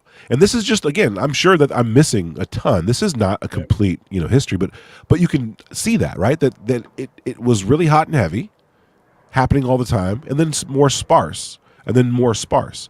I think one of my favorite saucer ones is like the Chicago O'Hare sighting. That was crazy. But what else? Something else I heard, Ollie, is that the black triangles were mainly in the 80s. So let's test that theory out. Isn't that interesting? There's not a black triangle case that I've discovered yet earlier than the 80s. Although I'm not saying this at all. I'm sure I will find some, but the ones that are on the surface, the ones that are right there, right, easy to pluck off the tree, they're all 80s or later. So it's kind of interesting how you can be like, okay, well, saucers. What about Tic Tacs? Only got one so far. What do I got? Yeah, the Nimitz. You like my little Tic Tac shape though? That's pretty good. Yeah. Could you class the Lonnie Zamora case that's kind of like Tic Tac-y, I suppose? I classified it as an egg. Yeah, an egg, yeah. Because that's what he described it as. So I think that's going to be like right around like what here? Yeah, Lonnie Zamora. So like, but look at how many egg things were being spotted around this era. That's a lot. Right around that time frame. Yeah. Isn't that interesting? There's not an egg over on the thing. There's not an egg. It's like, okay, that's an interesting like morphology. Yeah. Because they don't take days off, we can't miss what about the reptilians? No reptilian cases yet. Oh, 2. Egg on my face. All right. So we got the Flatwoods monster. They were kind of like strangely looking, described kind of maybe possibly reptilian. And then the Zanfretta abduction. Let's read about this. The Zanfretta abduction is one of Italy's most famous and mysterious UFO cases, involving the repeated alleged abductions of security guard Pier Fortunato Zanfretta, beginning on December 6, 1978 in I want to butcher that. Torriglia? Wow. Those Italians, they're really good at this stuff. Near Genoa, Zanfretta claimed to encounter large alien beings with green, scaly skin and triangular yellow eyes. Horrifying. Horrified. These beings allegedly abducted him multiple times over several years, concluding various experiments on him. Wow, or conducting various experiments on him. So that's wild. Did not know about all that. I've never heard of that either. And that's 78. Yeah, 78. That's going to be a fun one to deep dive into. 60s and 70s were popping, bro. They were popping, man. They were popping. And so was acid. So you got to wonder, like, what was going on? People were popping. Uh-huh. You can do area as well, can't you, with this? Areas? Yeah. Like hotspots. So, say, for example, Travis Walton case, can you see all the UFO sightings over that area? Yeah. So let's say we go to Travis Walton. always forget the date. It always throws me off. 80 1970. 75. Yeah. There it is. Okay. Took a little while to pop up in the right spot. So we got 75 right here. And so because you know where it's at, we can like look around that area and see what else there is. Now, in this part of Arizona, it seems to be kind of like by itself. But everywhere else, there's all these different events kind of like close by it. Now, if you could just zoom out and determine that this is a hot spot, right? This is a really high focused area. And this is where the nukes were going off. This is where Roswell crash happened. This is where so much stuff was going on. And there's even an author out there. I'm trying to remember his name, Ben something. He wrote a book called like the 39th Parallel that deals with this line here. That there's way more UFO sightings along the 39th parallel than anywhere else. Pascagoula's right there too. A couple of years before, right? So. Oh yeah, yep. So it's interesting. That's what I'm saying. Like when this gets into like the 500 cases range, I think we'll be able to really identify some really cool stuff that is like would have otherwise gone kind of unnoticed, or at least hard to prove, hard to show, hard to explain, but now fairly easy. Well, either Elon Musk got really worried about this show and he sent a load of bots to watch the show because we've got nearly 900 people watching live. Oh, beautiful. Or there is 900 people watching live. And if you're watching live, go check out Tupa because this is awesome. And it's going to be on a smartphone near you at some point, I reckon. Yeah. Ufology at your fingertips. Instant expert on the topic. And make sure you put a thumbs up for the show. And we are on YouTube live as well. I think we getting a lot of people from the podcast because the podcast is. And we thank you for everybody that's come to the podcast recently. We love you guys do such good work. You know what I mean? And you're consistent, and it's a good vibe. I'm not surprised at all that there's that many people watching. We're doing like 5 days a week now, just audio. Hell yeah! But yeah, mate, this is ace, dude. Thank you, man. Thank you. Yeah, congratulations, bro. I mean, it's a lot of hard work, dude. I imagine behind the scenes to make it and to get it to where you're comfortable with it. You know, when you make anything, you know, getting to that point where you feel comfortable to put it out there to the world, to put it to anybody, it's hard, dude. It's tough. It's tough. And yeah, I congratulate you for getting to that point, dude, for sure. Thank you, man. Yeah, definitely not the easiest thing in the world, right? But not the hardest either. Super rewarding and doable. But definitely out of my wheelhouse. I wasn't trained to do any of this. I dropped out of high school. You know what I mean? Like I feel like sometimes projects kind of come at you and you're either going to like grab the bull by the horns and do it, or you're going to avoid it, you know? And I was avoiding it for a while. And, but I was always keeping my eye on the tech that would let me do it without having to hire a team of people. And you know, the first time I got a little hint of it, I tried it, and here we are. But I'm pumped. I'm really work's that's gone into this, mate. It must have taken.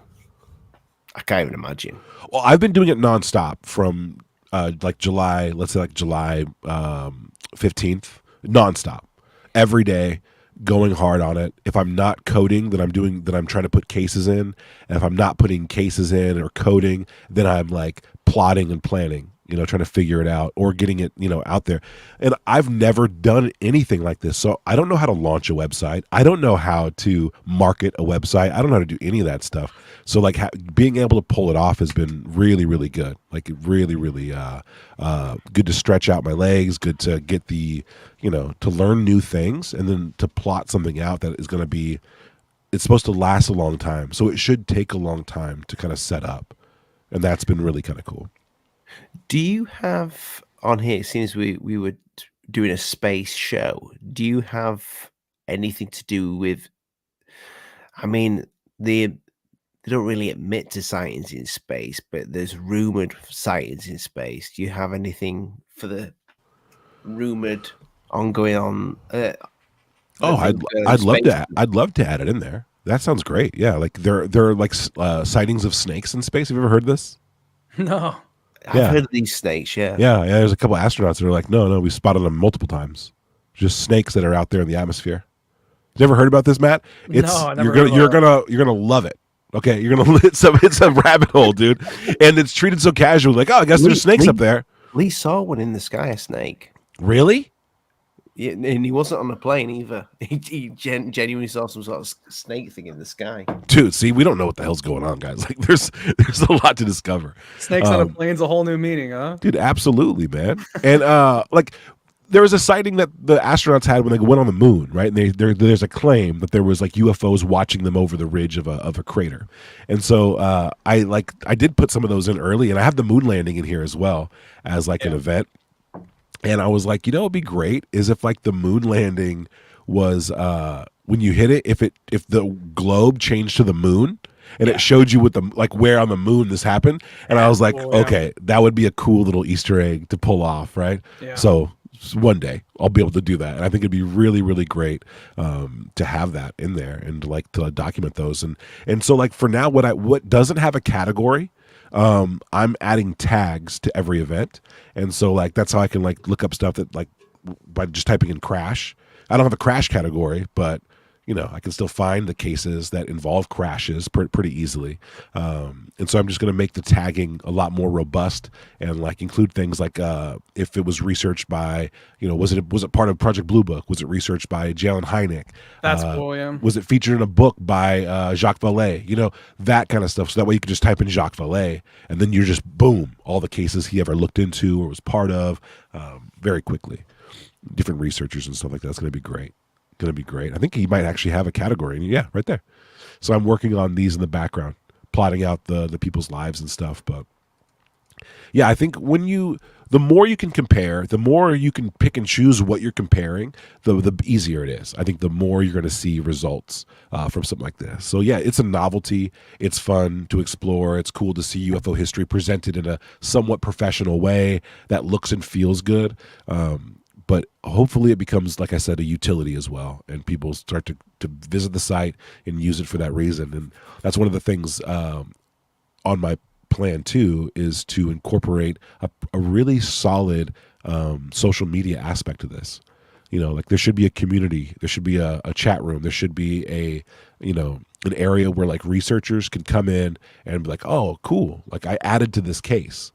So I'm going to allow users to submit cases. I'm going to allow users to submit case corrections, right? I'm going to allow users to kind of pick, like, oh, imagine, if I'm doing deep dives and I'm collecting all that data. It's kind of a slower kind of drive, but imagine this thing launches and then suddenly, everyone is upvoting the CUSAT case. And it's like, okay, that's where I'll start investing my time to deep dive into this one because it's got the most upvotes. You know what I mean?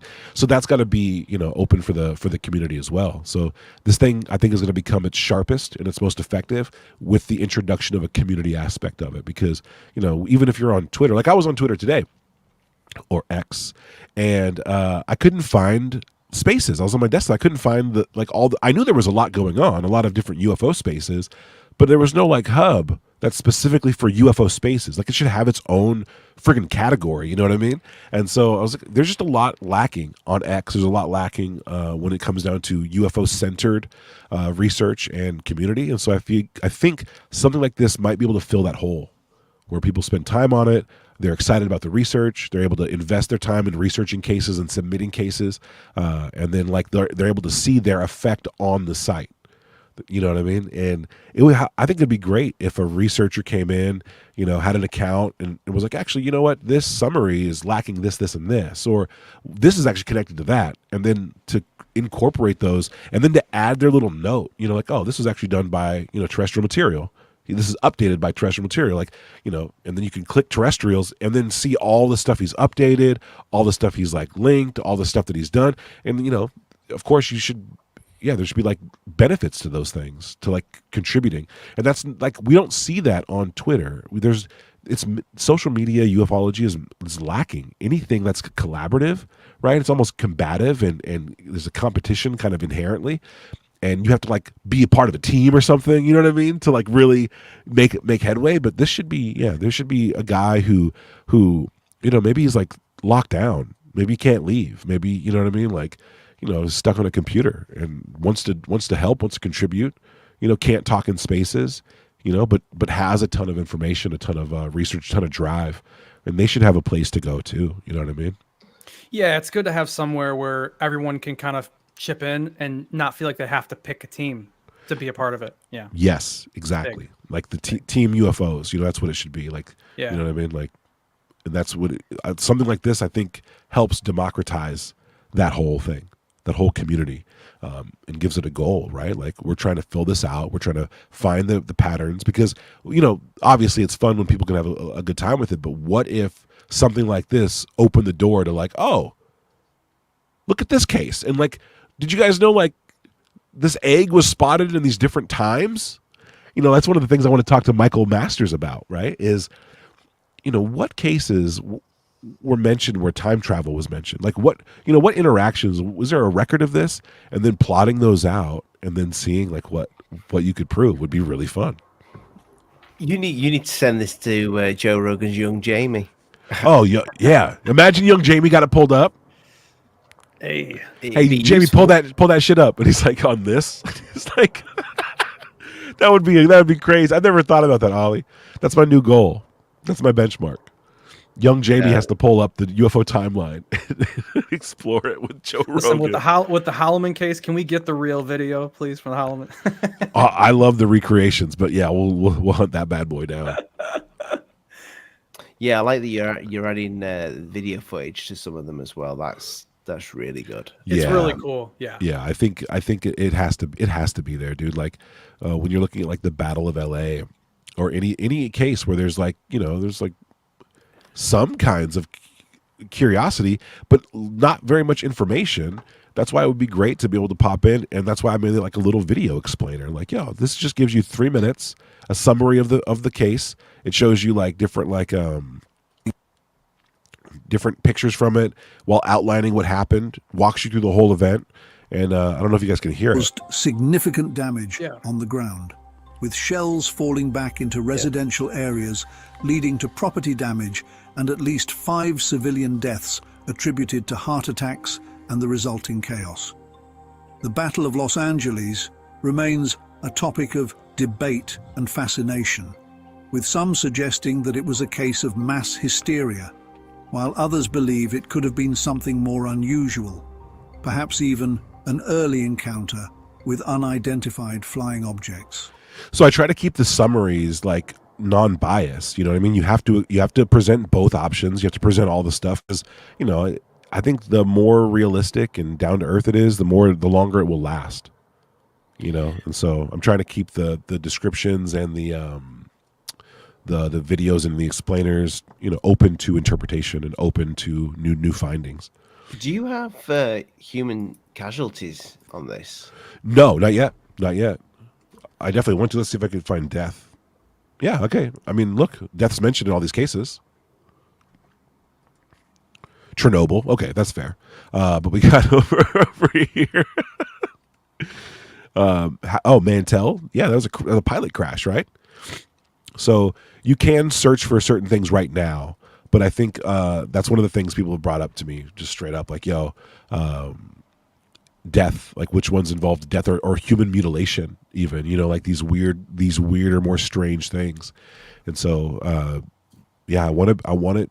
Anything you could possibly search for, I want this thing to be able to find it in a second, like anything, and like being able to like categorize and take note and be like, oh, today I learned about like all of the cases of the abductions that dealt with the breeding program. You know what I mean? Like, because nowhere can you find a book or a website that focuses purely on the historical cases in chronological order that dealt with a breeding program where human beings were convinced that what was happening to them, was part of a breeding thing, that they were taking fluid or genes from them and they were showing them their own children that were half breed with an alien. Like those stories happen all the time, but outside of the anecdotal story, we don't have any patterns. We have no, temporal patterns, no geographical patterns, no like patterns on like what are these witnesses?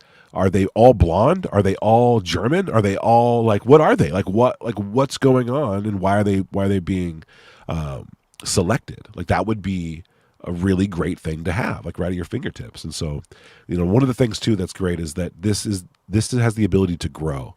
It could become more defined. I could add more fields, more categories, more specification. That's what I'm most excited about, is watching this thing kind of grow. And as more questions pop up, like, oh, which aliens had feet? Well, I don't know. Let's find out. Well, I see you go up to what, 2,100? That's wishful thinking. Oh, it goes forever. I'm going to put little Easter eggs in the future. Is Put a like hypothesis on there or whatever? Yeah, I'm going to put like Chris Bledsoe's return, like a 2000. just throw it in there, dude. Why not? Isn't 2027 meant to be disclosure day? Yeah, just put disclosure on the timeline. Oh, you're right. Yeah, I should actually just do it. It's just disclosure. It's going to happen, right? They just keep moving it. Yep. Just slide it over. What you should do is go way like 65 million years back and Yes. just go. Yes, that'd be good. That'd be great. When you go far enough back, it goes in like negative, and so I got to change that to read BC or whatever. But yeah, you can go as back as far as you want.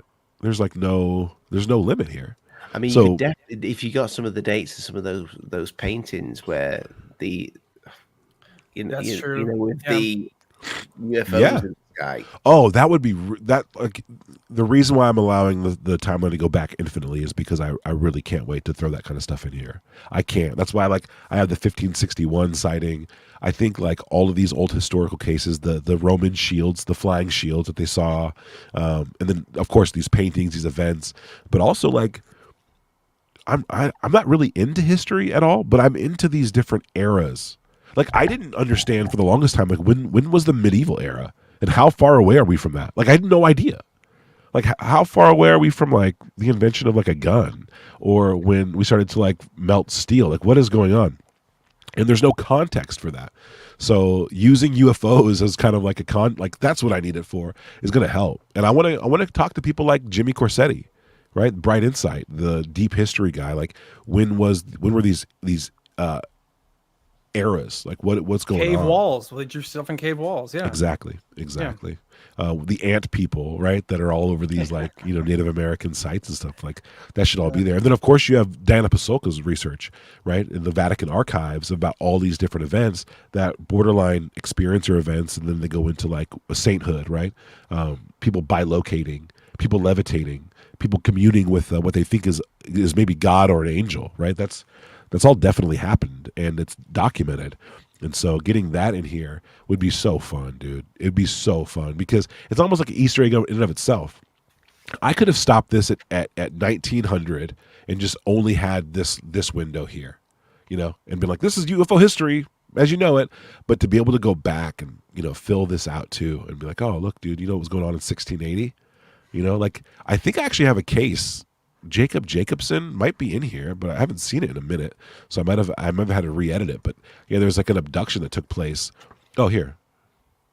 Yeah, these strange events so this guy, Jacob Jacobson, he was a farmer in Sweden. And what happened is he was supposed to be farming, and he had a family. He was a younger guy. And so his parents and stuff were waiting for him to come home. But he saw a blinding light, and then got taken aboard a strange craft, and then where he talked to what he thought were people, and they he was weirded out a little bit, but he's whatever, and then they kind of drop him off, and then he shows back up, and he was gone for a whole week. It felt like a day or something. It didn't feel like a whole. So they're all, when he gets back, everyone's like, "Where have you been? Where have you been?" And he's like, "Oh, I just went on this ship thing. It's floating box." What are you talking about? And this is, you don't have the context in 1780 or 1760 to help you through this at all. So I actually found out about Jacob Jacobson through a YouTube channel called Think Anomalous. I don't know if you guys have ever heard Think Anomalous, but great documentary work, some of the best out there. But he does these drawings, drawing recreations. So you're kind of getting a slideshow through these drawings, and the stuff that creator decides to focus on is really, really, really great. So I definitely can't recommend that guy enough. And I'm hoping maybe to partner with people who are making content, so I can link their content through here. Oh, you want to know more about this? Go visit Think Anomalous and watch this video. That'd be really cool. Little YouTube link in here or whatever. But yeah, that's how I found out about this case. And I'm hoping to find out a lot more And so that's one of the cool things too about having like a research team is like, oh, will you handle 1750 to 1800? Just look for anything. It's like, cool. Okay, sick. Yeah, you can get interviews in there from cases. I mean, Oh, dude. there's so much you can do with it. Yeah, it's How really cool- crazy how much you can do. Yeah.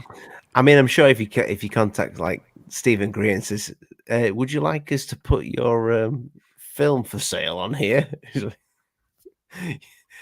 Right? Why not? Look what's up there now. The program, watch the trailer. We don't even have it yet, but I had that in mind, right? So this is my ad spot, by the way, up here, top right corner, and yeah, it's very interesting. But this is one of the ways I'm going to kind of help myself sustain the website.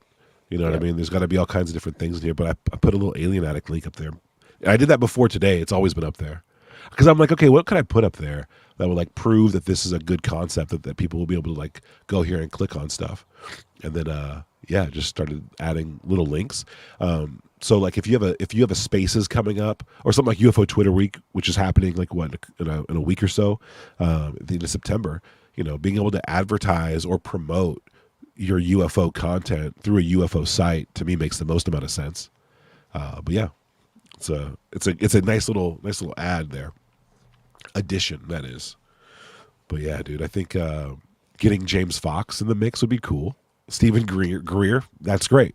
That's great. So how can people find YouTube's? Because we're approaching the 2-hour mark. We've gone over. Oh wow. Okay, so you can visit the site, theufotimeline.com. Super simple. Make sure you include the ufotimeline.com, or you can go to Twitter and check it out there. And you know, the ufotimeline.com, it's a landing site, but it has the previews of all this stuff and how it's working, and then kind of what the game plan is. And then if you go to my Twitter account or the X account, that's where you're going to find a lot of like really interesting information and all like more update things happening, and you can really engage with me there. You can show up there, DM me, retweet the work that's coming out, all that stuff, and then kind of be ready for the announcement of the official kind of launch of our beta mode. How far do you think that is? He can't wait to get it, Tupa. Well, I'm shooting for October, but I'm hesitant to give a solid date on this only because, you know, there's a lot of potential, and like what I'm debating is how many features do I launch with, right? How many features do I want to have locked in? How many features are going to like hook the audience? You know, what is it going to take to hook somebody to where they believe in it and they understand that this is actually like a really, really important thing, as important as I think it is. And so that's my main thing. I'm used to releasing videos or films, even like AI songs. I release a lot of stuff, right? But I've never released a website. So I don't want it to, I want it to be like not flawless, but good enough. And so soft launch date, October. It might even be available sooner, but we'll see. And you'll be the first to know. Appreciate that, mate. Appreciate that. Well, boys, it's been an absolute pleasure. We'll start with YouTube. So just quickly again, where can everybody find you? Find me on Twitter. I spend a lot of time over there. Next? What's coming up next? Probably a space. Probably do a Spaces soon about all this stuff. But yeah, TUPACABRA. Find me on X, TUPACABRA 2, or this one, the UFO Timeline. Awesome. Matthew, my lad. Right here, dude, on Alien Act. Yeah. No, obviously when I come on here, which has been all the time, man, it's a blast. This is my favorite channel to go on without a doubt. We have really, really great conversations, man. But I do have my own YouTube channel, of course, and I'm on X, but Terrestrial Material on YouTube. I go on Sundays at 1 p.m. Eastern time, and I kind of wrap up some of the highlights that I think are really interesting from the week in ufology and give you a little update on that. And then the Twitter is the @TerrestrialMatt. And I've been messing around with Spaces a little bit more lately. I'm kind of dipping a toe in here and there. But yeah, you can find me there. Awesome. Make sure you go check out all the links in the description, people. I will add the link to the website for this as well, Tupa, for you. Thank you, bro. Thank you. Guys, remember, we go pretty much daily now because reptilians don't take days off. So get yourself over to the Apple Podcast, Spotify, whatever you're using. because we do only one live show every Sunday, but we do 4 to 5 audio shows a week. So, and great topics too. Great topics you guys cover. We're trying to hit a bit of everything, but keep the conspiracy aspect to the channel. So it's not always going to be aliens. It's not always going to be UFOs. It's always going to be a bit of conspiracy. Dude, I think you guys have struck a perfect balance for it. I mean, really, you know what I mean? Like, and you can't oversaturate with UFOs because, you know, we're waiting on so many answers still, you know what I mean? So the way you guys round it out is just really, really impressive. And I'm pumped you guys are putting out more content every week for us because it's just great to listen to. I appreciate that, mate. And I appreciate Bella B. Thank you for the super chat. You're awesome. Cheers. Helps the show out greatly. And if 1,000 people watching live over all platforms, if you hit the thumbs up on whatever platform you're watching on, I think most of them are not on YouTube. I think most of them are on Twitter, X. But if you could head over to the YouTube channel, you can. It's easier to interact with the live shows on the Sunday, or head over to, if YouTube's not your thing, go over to Rumble. We're live over there. Good night. God bless people. Mind the bugs don't bite. We are Alien Addict. Stay frosty.